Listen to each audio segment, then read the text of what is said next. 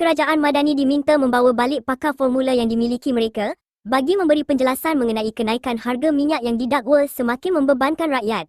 Bekas Menteri Besar Selangor, Dr. Mohammad Khir Toyo berkata, rakyat memerlukan satu penjelasan terperinci yang boleh difahami mereka. Bawa balik pakar formula yang kerajaan Madani ada tu, kerana pakar formula yang tinggal dalam kerajaan sekarang ini tak tahu nak kira atau salah formula. Rakyat perlukan penjelasan yang boleh dihadam, katanya dalam satu hantaran di Facebook beliau pada Jumaat. Mohammad Khir yang juga ahli Parti Pribumi Bersatu Malaysia menegaskan, harga minyak yang terus melonjak itu juga menjadi rekod baharu kerajaan Madani.